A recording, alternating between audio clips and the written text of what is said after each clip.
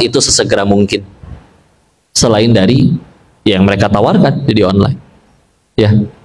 Tinggal diaturin untuk tidak pernah menang lagi. Ya. Karena itu dia tadi, nggak semua orang rela dalam satu malam yang tadinya punya tabungan dalam satu malam tahu-tahu utang motor, utang gelang, ngilang gaji sambil nahan lapar sebulan ke depan. Coba. Ya. Coba, itu namanya kecanduan atau kebelejog? Kebelejog. Ya. Tergelincir. Nggak ada orang istilahnya menang atau misalkan nggak main judi badannya keringet dingin kayak orang sakau narkoba lah gitu deh, yang sampai secara fisik tuh dia benar-benar menderita. Enggak. Cuman kan perasaan gak rela gue nabung-nabung nahan lapar segala macam untuk jadi tabungan, tahu-tahu habis dalam satu malam. Itu emang semua orang rela. Itu dia yang berat, ya. Tapi kan tuh awalnya satu, ya. Nah, yakin sama Allah. Makanya balik dari awal kau pengen balik lagi nekanin. Pengen kaya, wajar, silakan. Sahabat Nabi juga banyak yang kaya, boleh. Bahkan kita bisa buat kajiannya. Kok bikin kajian kekayaan yuk, bahas cara bisnisnya Abdurrahman bin Auf. Hayu, mau berapa episode juga. Tapi kan perbedaannya terlalu mendasar. Sahabat Nabi jadi kaya itu efek samping. Kita jadi kaya tujuan utama. Sampai kadang punten sholat duha juga biar kaya kita mah. Kok berarti nggak boleh ya? Ketawanya kesindir banget sih kelihatannya ya. Kok berarti nggak boleh? Boleh, bagus, mintanya masih ke Allah. Terusin sampai kita punya hati yang ngerasa ternyata aku bisa sholat duha, ini rezeki yang lebih mahal daripada dagangan saya rame. Tapi kalau misalkan apa-apa diukurnya pakai kaya dulu, jadi tak kekayanya itu tujuan utama, terus nanti habis sholat duha setelah 3 bulan sholat duha kita nggak kaya, pasti ngambek ke Allah. Sedangkan di luar sana ada orang yang nggak peduli mau kaya mau miskin, yang penting tiap hari saya duha. Kenapa? Allah suka, udah selesai. Berbuat baik bukan supaya orang suka, biar dicintai oleh yang maha baik, udah selesai. Karena Allah aja, ya. Maka perbedaannya sebesar itu. Kalau pengen kaya sah-sah aja, silakan, mangga. Asal diingat bahwa kita meninggalkan gak ditanya saldonya berapa, ya. Ditanyanya dapatnya dari mana, dipakainya buat apa. Kalian mau punya duit 1 kuadriliun, mangga. Yang penting dapatnya nggak dari ngoplos bensin, korupsi timah, ups, ya. Aman, selagi dapat dari yang baik, dipakai untuk yang baik daripada punya duit cuma 1 juta. Tapi dapatnya dari judol, dipakainya buat pinjol, rungkat itu. Udah masuk gitu-gitunya, kena geprek lagi di akhirat, ya. Jadi kaya-kaya sekalian, tapi jalur yang baik. Sama kayak orang pengen viral, mangga, ibu silahkan. Tapi udah ingat sama kita meninggal nggak ditanya followersnya berapa, ditanyanya kamu ngajarin apa ke followers kamu. Popularitas itu cuman alat buat ngenalin Allah, bukan buat ngenalin diri sendiri. Pintu surga memang betul ada 8, tapi pintu surga bagi yang centang biru kan tidak akan pernah ada. Orang aja bisa lihat, ih follower 200.000, masa yang komen 2, julid jadinya. Kan ketahuan gitu fake-nya gitu kan. Ya apalagi Allah dan para malaikatnya atau lebih tahu lagi ini, ya. Jadi silakan sebetulnya, cuman itu dia tadi caranya, ya. Dan ini terutama, dan sebetulnya nggak cuma di sini ya, berkali-kali bahkan sampai ke tingkat kementerian, saya izin nggak sebut kementeriannya, minta dibahas tentang ini. Tapi memang paling banyak ketika diminta untuk bicara kayak gini di pabrik-pabrik. Kan banyak tuh karyawan pabrik berapa ribu orang yang ya akhirnya tergelincir ke situ. Uang arisan 2.000 orang karyawan dikumpulin di dia. Ya sama ketika udah kebelejok kayak tadi gimana? Kan hanya dengan sekali kemenangan duit arisan semua orang balik nih. Daripada gue nahan lapar sampai beberapa bulan ke depan, ya. Akhirnya terjadi hilang akhirnya orangnya, dan seperti itulah ya. Maka satu renungan yang pertama. Tadi kita udah sepakat pengen jadi kaya itu fine-fine aja. Oke, silakan. Dan kadang orang pengen jadi kaya itu karena untuk meningkatkan taraf kehidupannya. Itu juga masih fine-fine aja. Cuman yuk, ini mah renungannya leneh ya, sok kalau mau dipikirin. Akhirnya dia dapat menang judi ini. Dia beli handphone lah seharga 25 juta. Masalahnya kan semua orang dan teman kerjamu tahu gaji kamu teh cuma 4,5 juta. Belum dipotong buat kontrakan, buat token, buat sekolah anaknya. Kok tahu-tahu handphonemu 25 juta? Kalau kamu pikir gara-gara handphone itu bakal naikin kelas kamunya, oh sorry bos, pilihannya 2. 1 dikira KW, Kalau kita berhasil buktiin, ini struknya saya beli asli, kamu dikira menang judi, udah selesai. Jadi dia beli barang yang tadinya buat ningkatin dirinya, malah diremehin sama orang. Kalau di DHL itu diincar security. Oh, diincar security ya. Ya. Karena kelihatan ya, nggak lazim kan? Nggak lazim. Nih gini punten ya. Kayak gini jadi ya. Lihat orang yang tadi lagi sambil jalan ke sini ngelihat ada video terkait ada job fair di Bekasi. Dan itu penuhnya luar biasa, Masya Allah. Kadang yang salah dipahami oleh orang-orang yang baru lulus, fresh graduate, atau bahkan yang udah pada kerja lama, kadang mereka lebih banyak meningkatkan jumlah CV-nya. Sehari ngelamar 20 perusahaan gitu ya. Daripada ada yang satu lagi yang harus dia tingkatin. Kamu punya apa? Ya, baik skillnya atau value apa yang kamu punya. Contoh kita ambil, fotografer. Kalau misalnya ada orang yang dia betul-betul belajar, dia setiap hari yang dia tahu cuma dia hobi itu, maka dia perdalam ilmunya, ikut seminarnya, beli bukunya, nonton YouTube-nya, sampai akhirnya dia benar-benar punya kemampuan fotografi yang orang lain nggak punya. Kan bakal kebalik.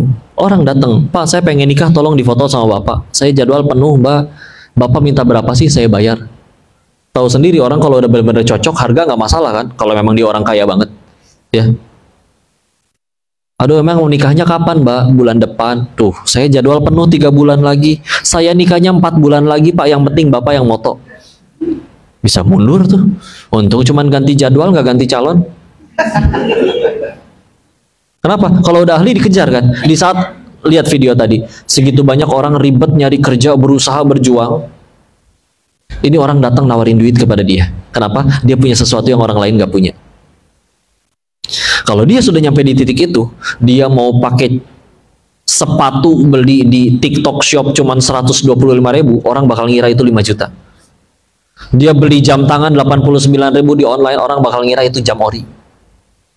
Daripada jam betulan 5 miliar, tapi dipakai sama ya punten, skill nggak ada, gaji pas-pasan, pakai jam tangan 5 miliar, orang nggak percaya, tetap dikira KW. Apalagi ada orang-orang yang memang diuji oleh Allah kayak begini, kayak ada orang yang diuji Allah tuh kayak kurang pantas gitu pakai barang mahal. Ya.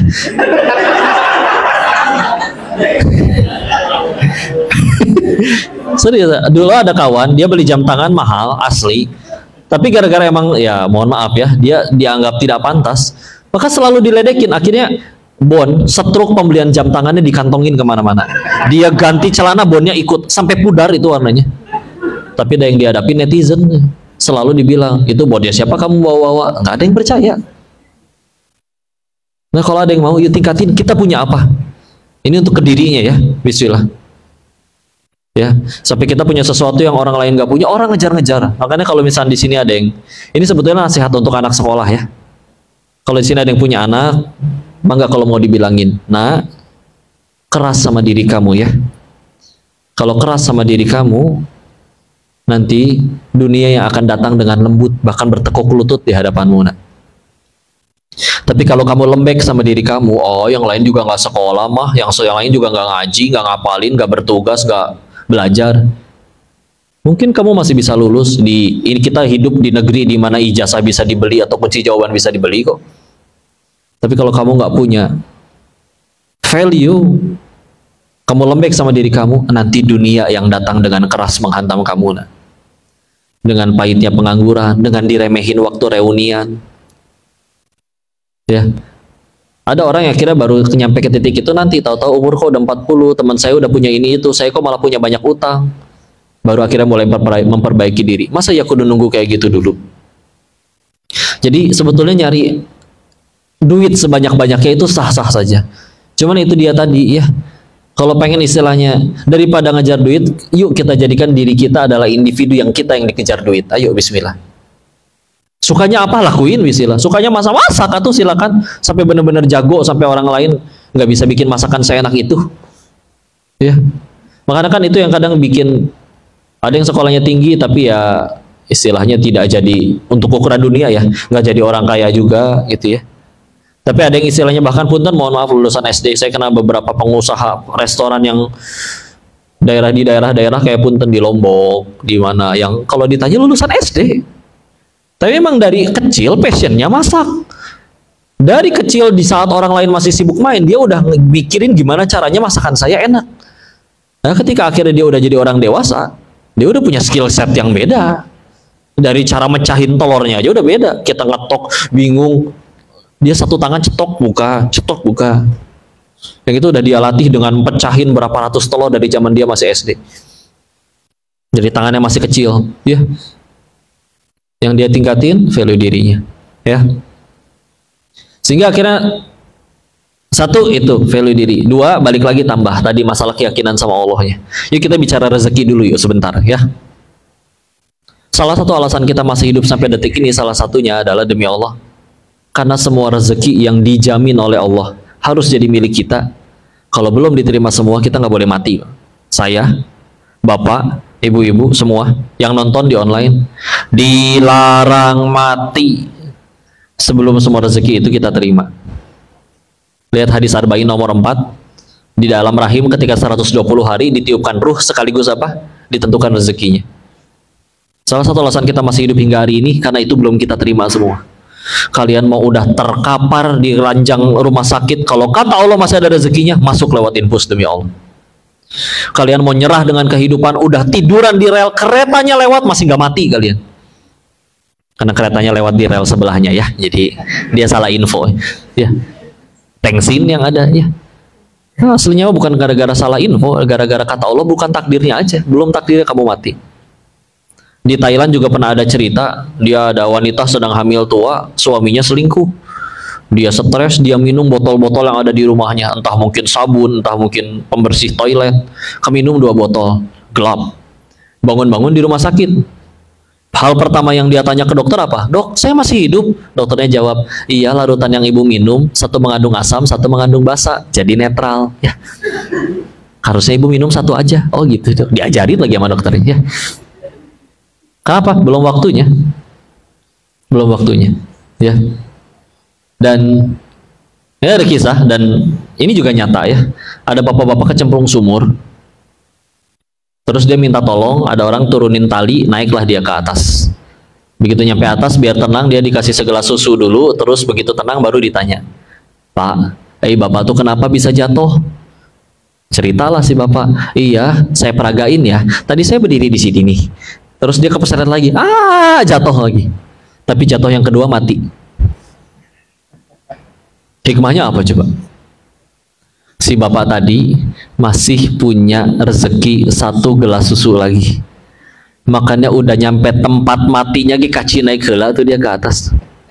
Naik dulu ke atas. Setelah rezekinya terjemput semua, selamat mati Pak, silakan. Ya. Ada rezekinya, nggak bisa.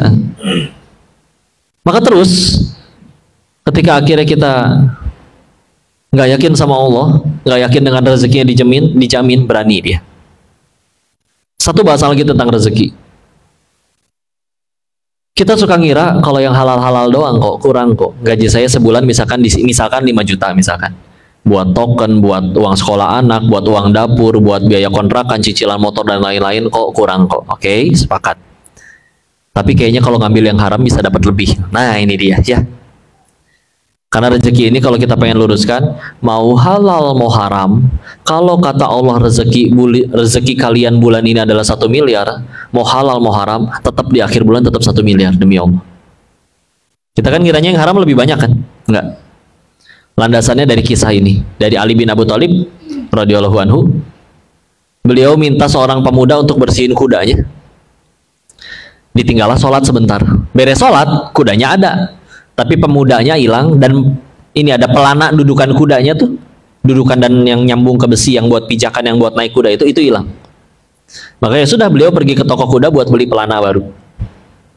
Nyampe ke salah satu toko, kenal, wah itu pelana saya tuh.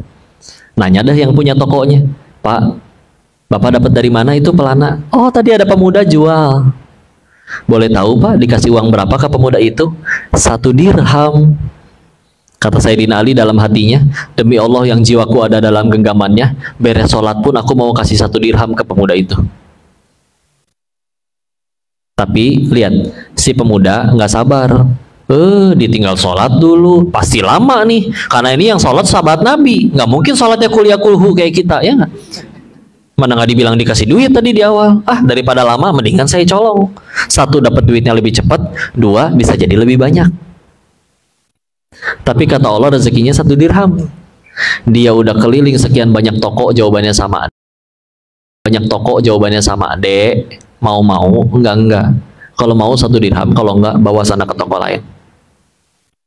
Ya udahlah Pak, daripada nggak laku, mana sini duitnya? 1 dirham. Tapi dia dapat 1 dirham plus dosa. Kalau dia sabar, dia dapat 1 dirham juga, tapi plus pahala. Sama nominalnya? Sama.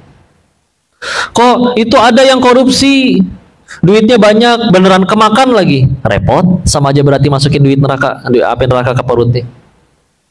Kalau nggak sempat kepake, ya itu dia. Kan pilihannya cuma 2, antara mati duluan atau ketangkap duluan. Tahuilah, rezeki manusia cuma 3. 1, yang dimakan jadi kotoran. 2, yang dikenakan jadi usang. 3, yang diinfakkan di jalan Allah. Ulangi, harus hafal ya.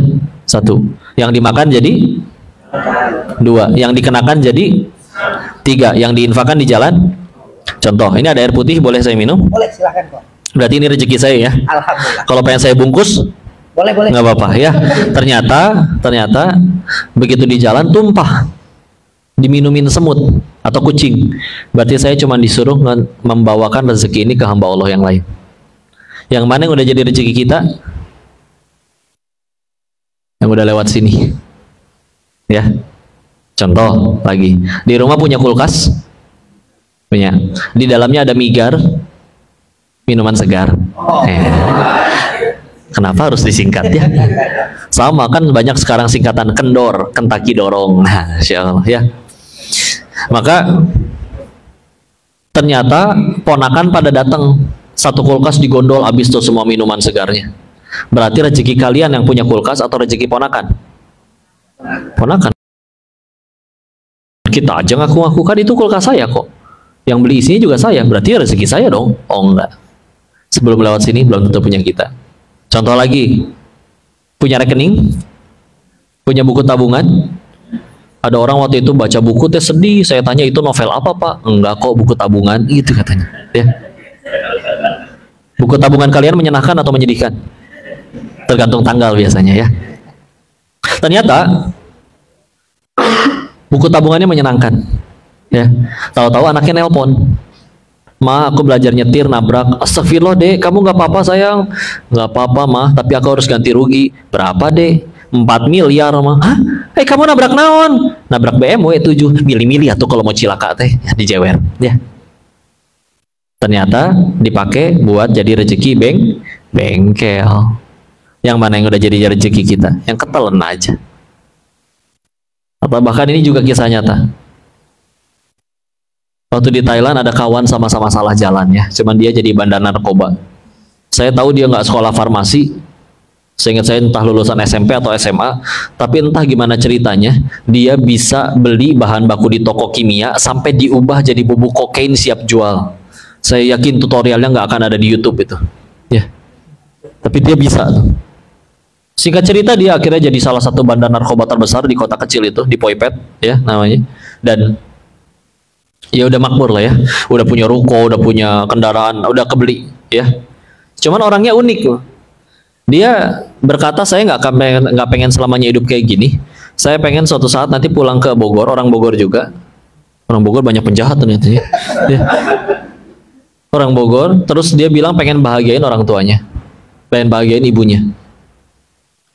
Dan dia enggak, karena ya itu dia uniknya ya, rajin menabung jadinya. Narkoba, kalau main perempuan dia enggak, judi dia enggak, minum-minuman enggak. Masalahnya cuma satu, narkoba doang. Karena tiap hari dia harus quality control, ya. Jadi dicobain, ya. Ya kan? Ya gimana, harus QC dong. Iya dong, biar gimana kan ada service excellence juga, ya. Enggak main perempuan, enggak minum minuman keras, enggak main judi. Rajin menabung, jadi sebandar narkoba yang budiman gitu Pak ya. Suatu ketika dia dicepuin, dikhianati lah ya. Dia ketangkep lah di perbatasan Kamboja. Maka di penjara Kamboja. Namanya ditangkap nggak ada yang enak. Akhirnya dia nego sama yang nangkep. Saya nyebutnya oknum ya, karena demi Allah pasti masih banyak polisi yang soleh. Lagian ini polisi Kamboja, bukan polisi Indonesia ya. Nominal yang diminta sama yang nangkep untuk ngebebasin dia itu senilai dengan tabungan dia 5 tahun jadi bandar narkoba. Bebas sih bebas bos. Nah huleng tuh dia ngelamun, berarti selama ini saya nabung-nabung bela-belain irit-irit padahal dapat duit sebanyak ini cuman buat jadi rezeki lewat doang, buat jadi rezeki haram oknum itu. Sebelum lewat sini nggak jadi milik kita. Nah, kadang kalau misalkan sampai ada yang kemarin waktu lagi rame-rame tentang korupsi kan sampai banyak yang bikin video kayak gini. Saya juga mau ditangkap cuma 6,5 tahun tapi dapat 300 T. Tanyaannya satu, yakin gitu masih ada umur sampai 6,5 tahun lagi masih ada umur bebas? Kalau mau jujur kita juga nanti sore pada yakin nyampe rumah? Nggak tahu. Nggak ada yang tahu. Nggak ada yang tahu. Kan hati-hati yang naik motor, hati-hati yang pada di bawah lampu tuh bisa final destination jatuh lampunya ya. Ya tenang, nggak usah geser ya. Nggak, kalau kata Allah tidak terjadi apa-apa, jangankan lampu jatuh, meteor jatuh pun nggak akan terjadi apa-apa ke kita ya. Kalau kata Allah nggak terjadi apa-apa. Makanya ini kenapa bahas tentang rezeki dulu ya, bismillah. Yakin kuat. Karena kalau misalkan kau udah keyakinannya kuat tentang rezeki, tentang kepada Allah, yuk. Nggak cuman dia nggak mau main judi, nggak mau nyolong, nggak mau dusta, nggak mau bohong, lempeng aja hidupnya. Ya. Bahkan ketika akhirnya bicara tentang kebahagiaan, ya lihat para nabi dan orang-orang soleh terdahulu. Pahala banyak.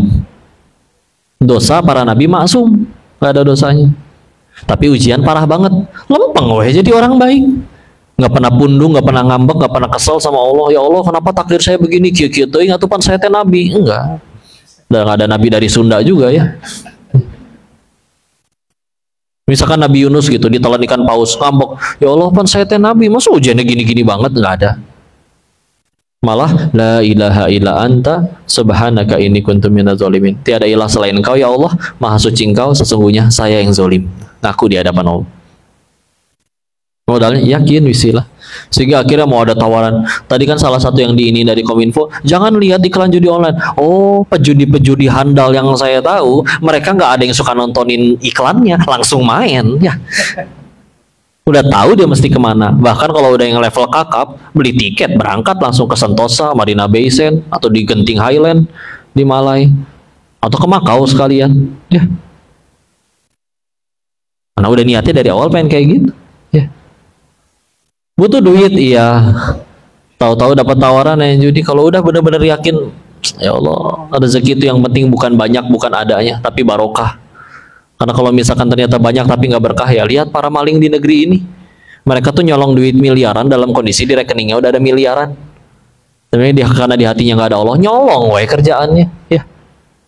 Nyolong juga akhirnya dapat nih duit miliaran. Emang kelihatan duitnya juga kalau mau jujur. Kadang duit di rekening, mati lampu se-Indonesia, mati lampu sedunia juga nggak bisa diambil duitnya. Mau nggak mau kudu cuci duit.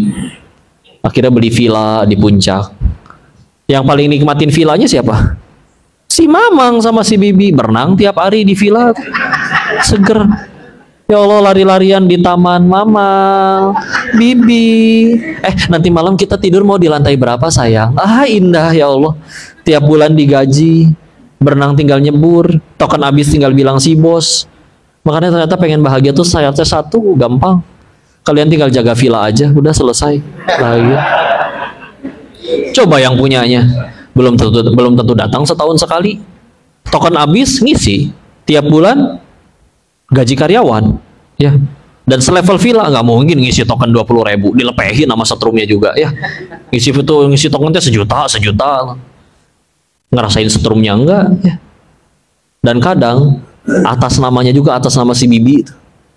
Berarti milik di hadapan negara milik si Bibi itu, bukan milik si bos. Tapi yang dihisap dia.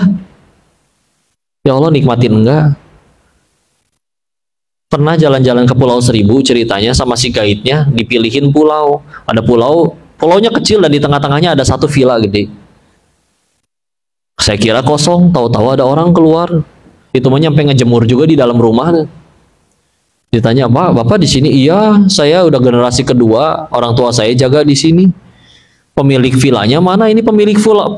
Oh, bukan pemilik villa, ini pulaunya pun sudah dibeli, milik pribadi. Kapan Pak terakhir pemilik pulau ini datang ke sini? Setahu saya mah 32 tahun yang lalu ya. Tapi Bapak 32 terakhir, bapaknya Bapak dan Bapak juga digaji ya. Alhamdulillah digaji tiap bulan, makanan juga disuplai, dikirimin. Yang penting saya jaga di sini. Ya Allah, 32 tahun di pulau pribadi, sampai ganti keturunan tuh, ganti generasi.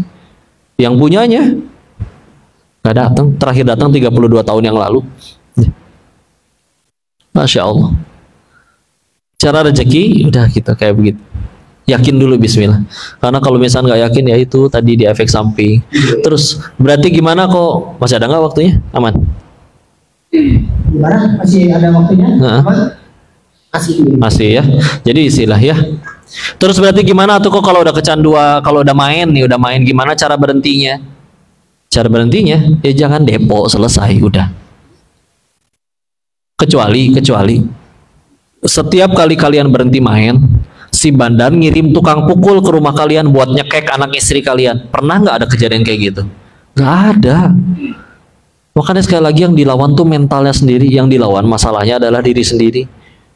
Karena tadi kau bilang terbukti di luar sana ada yang bahkan rela mati daripada saya ngambil yang haram. Ya. Karena udah masalahnya di mental. Ya udah, mau akhirnya handphonenya diambil istrinya, disembunyiin. Kalau emang pengen bengal sekalian ya lebih pinteran yang jahat lah. Nah masalahnya tadi nggak yakin sama Allah. Karena ada yang mau sampai kayak gimana pun dia tetap nyari jalan untuk bisa main, untuk bisa apa. Ya, jangan depo, udah selesai. Nggak ada ceritanya berhenti main, kita dikirimin tukang pukul untuk digebugin sama si bandar, nggak ada. Sama dia juga nggak bisa apa-apa. Kita nggak bisa nyari dia di sana, nggak tahu bandarnya yang mana. Mereka juga meskipun punya data-data kita, nggak akan serepot itu ngirim tukang pukul untuk maksa kita main lagi, ya, nggak akan. Dan ya ini dia, ini juga salah satu renungan. Kalau di dalam Islam kan patokannya jelas syariat ya, maka judi itu nggak boleh. Tapi bagi orang-orang tidak beragama di sana, patokannya kan cuma moral. Kalau ada bapak punya handphone saya rampas dengan paksa, itu bagi mereka sama, itu kezoliman. Tapi bagi mereka judi itu nggak zolim. Kenapa? Pemain saya nggak ada yang saya paksa. Menang juga gua bayar. Jadi gua zolimnya belah mana? Ya. Jadi mereka ngerasa itu tuh bisnis. Ya. Bukan dosa besar sebagaimana bagi kita yang muslim ya. Nah, karena akhirnya dia mikirnya kayak begitu, ya akhirnya dibikin bagus sekalian, dibikin iklan sampai mereka berani bayar iklan dan segala macam, ya. Ngeberantasnya memang nggak bisa sendirian, ya.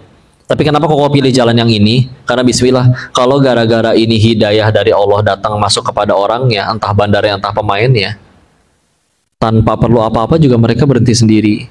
Daripada coba misalkan ya, Koko tahu lokasi mereka di mana, orang-orangnya siapa saja. Misalkan Koko nekat selon bawa senjata api atau bawa golok datengin mereka, gebrak didobrak pintunya, terus sosok kayak jagoan, pada berhenti jadi bandar nggak lo? Gua gorok nih. Kalau mereka nggak mau berhenti, saya pulang juga mereka nggak bandarin lagi. Karena orangnya nggak mau berhenti. Ya kalau udah ya kayak gini nasihat, hidayah, mudah-mudahan masuk. Berhenti sendiri sila. Makanya yang disentuh apa? Keyakinan ke Allahnya, bismillah. Ya. Udah itu aja